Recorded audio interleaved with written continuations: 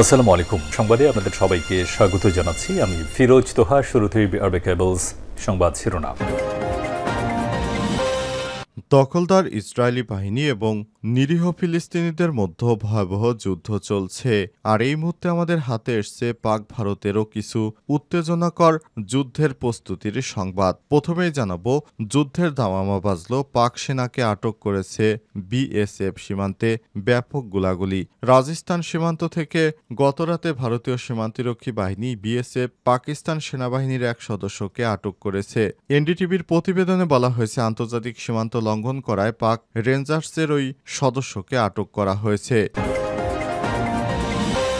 এরপর জানাবো, গাজায় ইসরায়েলি আগ্রাসনে আরও ৩৯ জন নিরীহ ফিলিস্তিনি নিহত। গাজা উপত্যকায় ইসরায়েলি বাহিনীর টানা বিমান হামলায় গত ২৪ ঘন্টা আরও ৩৯ জন নিরীহ ফিলিস্তিনি নিহত হয়েছে। এসব হামলায় আহত হয়েছে আরও অনেকেই। এবারে জানাবো, গাজায় সামরিক অভিযানের মাত্রা বৃদ্ধির পরিকল্পনা ইসরায়েলের। গাজায় সামরিক অভিযানের মাত্রা আরও বৃদ্ধি করার প্রস্তুতি নিচ্ছে ইসরায়েলের সংক্রান্ত পরিকল্পনা ইসরায়েলি নিরাপত্তা ক্যাবিনেটে অনুমোদিত হয়েছে বলে আজ দেশটির সংবাদ মাধ্যমে দাবি করা হয়েছে। এদিকে ইসরায়েলের বিমান হামলায় একদিনে ৪৩ জন নিহত হয়েছে। পাশাপাশি অনাহারে শিশু মৃত্যুর হারও বাড়ছে। এবারে জানাবো, যুক্তরাষ্ট্রের কাছ থেকে সামরিক সরঞ্জাম কিনছে ভারত। ইন্দো প্রশান্ত ভারত মহাসাগরীয় অঞ্চলে সামুদ্রিক নিরাপত্তা বাড়ানোর লক্ষ্যে ভারতের কাছে ১৩ কোটি ১০ লক্ষ ডলার মূল্যের সামরিক সরঞ্জাম বিক্রি করতে যাচ্ছে মার্কিন যুক্তরাষ্ট্র। এই সংক্রান্ত একটি ফাইল অনুমোদন দিয়েছে যুক্তরাষ্ট্রের পররাষ্ট্র দপ্তর। এসব সরঞ্জামের মধ্যে উন্নত সি ভিশন সফটওয়্যার, প্রশিক্ষণ ও সহায়তা পরিষেবা রয়েছে। এবং সর্বশেষ জানাবো, করিডোরের সিদ্ধান্ত বাতিল না হলে রাজপথে নামার হুঁশিয়ারি ভিপি নুরের। মিয়ানমারের রাখাইন রাজ্যে মানবিক করিডোর দেওয়ার সিদ্ধান্ত থেকে সরকার সরে না এলে রাজপথে আন্দোলনের হুঁশিয়ারি দিয়েছে গণ অধিকার পরিষদের সভাপতি নুরুল হক নূর। তিনি বলেছেন, সরকার যদি রাখাইনের জন্য তথাকথিত মানবিক করিডোর চালু করার সিদ্ধান্ত থেকে সরে না আসে তবে গণ অধিকার পরিষদ রাজপথে নামতে বাধ্য হবে। প্রিয় দর্শক, এতক্ষণ শুনছিলেন সংবাদ শিরোনাম। এবারে বিস্তারিত। তবে তার আগে বন্ধুরা, অনুরোধ থাকবে এই সংবাদটিতে একটি লাইক দিন। এই চ্যানেলে আপনি নতুন হয়ে থাকলে আমাদের সংবাদটি দেখতে দেখতে চ্যানেলটি সাবস্ক্রাইব করে রাখুন। কমেন্ট করে বন্ধুরা আপনার মূল্যবান মতামত জানিয়ে দিন আপনি বিশ্বের কোন দেশ থেকে বা বাংলাদেশের কোন স্থান থেকে আমাদের সংবাদটি দেখছেন এবং শুনছেন। এবারে বিস্তারিত। আবারও পাক ভারত যুদ্ধের দামামা। পাকিস্তান সেনাকে আটক করেছে ভারতের সীমান্তরক্ষী বাহিনী বিএসএফ। সীমান্তে ব্যাপক গোলাগুলি। রাজস্থান সীমান্ত থেকে গতরাতে ভারতীয় সীমান্তরক্ষী বাহিনী বিএসএফ পাকিস্তান সেনাবাহিনীর এক সদস্যকে আটক করেছে। এনডিটিভির প্রতিবেদনে বলা হয়েছে, আন্তর্জাতিক সীমানা লঙ্ঘন করায় পাক রেঞ্জার্সের ওই সদস্যকে আটক করা হয়। পাকিস্তানের যারা বর্ডারের সিকিউরিটি হিসেবে কাজ করে তাদেরকে রেঞ্জার্স বলা হয়। তবে পাক রেঞ্জার্সের ওই সদস্যদের পরিচয় প্রকাশ করা হয়নি। বর্তমানে তাকে বিএসএফের রাজস্থান ফ্রন্টিয়ার হেফাজতে রাখা হয়েছে। এর আগে গত ২৩ এপ্রিল পাঞ্জাবের ফিরোজপুর সীমান্তে দায়িত্ব পালন করার সময় পাকিস্তান সেনাবাহিনীর হাতে আটক হন বিএসএফের ২৪ নম্বর ব্যাটালিয়ন কনস্টেবল পুনম। ভারতীয় সংবাদ মাধ্যমের দাবি, ভুল করে পাকিস্তান সীমান্ত অতিক্রম করে একটি গাছের তলায় বিশ্রাম নেওয়ার সময় পাক রেঞ্জার্স পুনমকে আটক করা হয়েছে। ধারণা করা হচ্ছে পাল্টা পদক্ষেপ হিসেবে পাক রেঞ্জার্সের এক সদস্যকে আটক করল বিএসএফ। এনডিটিভির প্রতিবেদনে বলা হয়েছে, রেঞ্জার্সের এক সদস্যকে আটক করার পর পাকিস্তান সেনাবাহিনীর ঘাঁটি থেকে নিয়ন্ত্রণ রেখা বরাবর ছোট অস্ত্র থেকে উস্কানিমূলক গুলি ছুটছে পাক সেনাবাহিনী। টানা ১০ দিনের মতো পাকিস্তান ও ভারতের সেনাবাহিনীদের মধ্যে পাল্টা গোলাগুলি হচ্ছে। গত ২২ এপ্রিল কাশ্মীরের পহেলগাঁওয়ে হামলার পর ২৬ জন পর্যটক নিহতের ঘটনায় দেশ দুটির মধ্যে তুমুল উত্তেজনা বিরাজ করছে। এরই মধ্যে একে অপরের বিরুদ্ধে পাল্টাপাল্টি অবস্থান নিয়েছে দেশ দুটি। শক্তি প্রদর্শন হিসেবে দেশ দুটির বাহিনী ক্ষেপণাস্ত্র পরীক্ষাও চালিয়েছে। গাজায় ইসরায়েলি আগ্রাসনে আরও ৩৯ জন নিরীহ ফিলিস্তিনি নিহত। গাজা উপত্যকায় দখলদার ইসরায়েলি বাহিনী টানা বিমান হামলায় গত ২৪ ঘন্টা আরও ৩৯ জন নিরীহ ফিলিস্তিনি নিহত হয়েছে।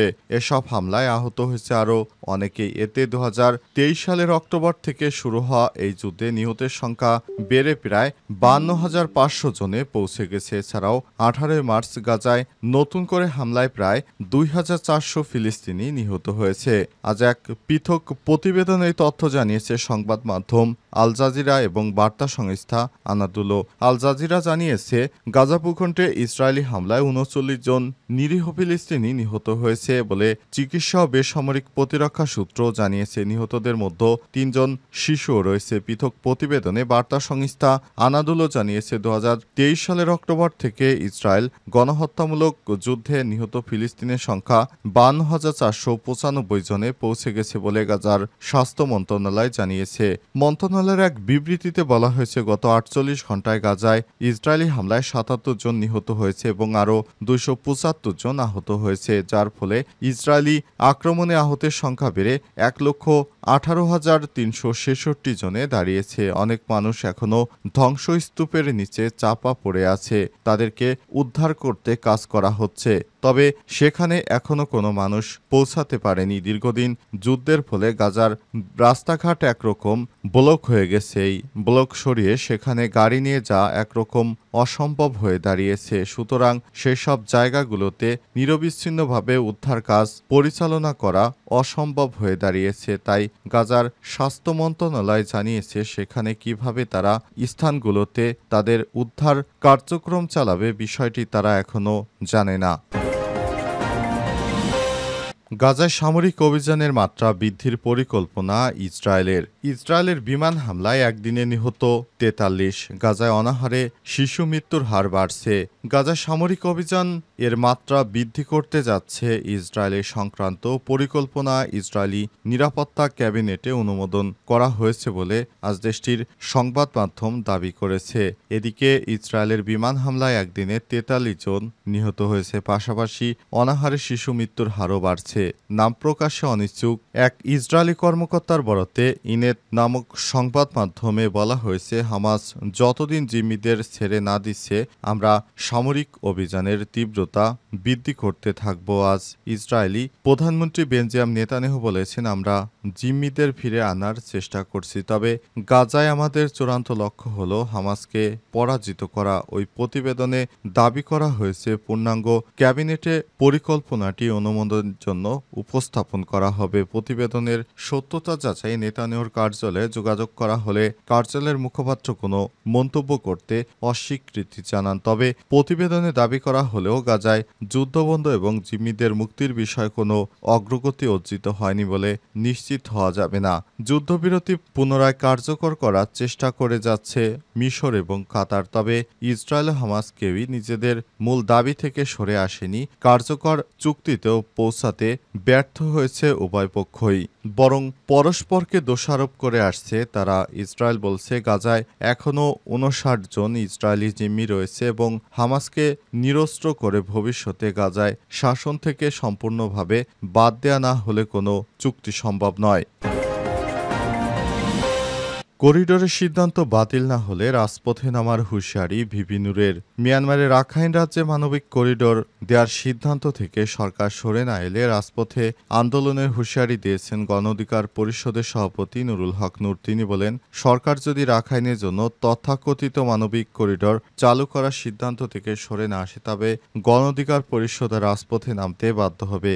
আজ রাজধানী ডিপ্লোমা ইঞ্জিনিয়ার্স ইনস্টিটিউটে এক অনুষ্ঠানে সব কথা বলেছেন তিনি। নূর উপদেষ্টা পরিষদ সম্প্রসারণের নিয়েও প্রশ্ন তুলেছেন। তিনি বলেন, আসিফ নাহিদ সহ যারা উপদেষ্টা হয়েছেন তাদের প্রধান দায়িত্ব ছিল আহতদের চিকিৎসা নিশ্চিত করা এবং ফ্যাসিস্টদের বিচারের উদ্যোগ নেওয়া, কিন্তু আমরা তা দেখতে পাইনি। রাজনৈতিক দলগুলোর সঙ্গে আলোচনার বাইরে উপদেষ্টা পরিষদ সম্প্রসারিত হয়েছে, যা যৌক্তিক নয়। যারা জুলাইয়ের চেতনা ধারণ করে না তাদেরকে পরিহার করুন। তিনি আর বলেন, জনগণের মধ্যে নতুন আস্থা তৈরি হয়েছে এবং আগামী জাতীয় সংসদ নির্বাচনে গণ অধিকার পরিষদ দেশের ৩০০ আসনেই প্রার্থী দিবে। অনুষ্ঠানে দলের সাধারণ সম্পাদক রাশেদ খান বলেছেন, ফ্যাসিস্টদের বিচার না করে সরকার এখন করিডোর খেলায় মেতে উঠেছে। বাংলাদেশের ভূখণ্ড দিয়ে কোনো করিডোর চালু হতে দেয়া হবে না। অতীতে ভারতের দালালি করতে দেখেছি, আর এখন দেখছি পশ্চিমাদের দালালি। তিনি আরও বলেন, দেশের জনগণ কিংবা রাজনৈতিক দলগুলোর সঙ্গে কোনো আলোচনা ছাড়াই করিডোর দেওয়ার সিদ্ধান্ত সরকার নিতে পারবে না। এটা জনগণের স্বার্থবিরোধী।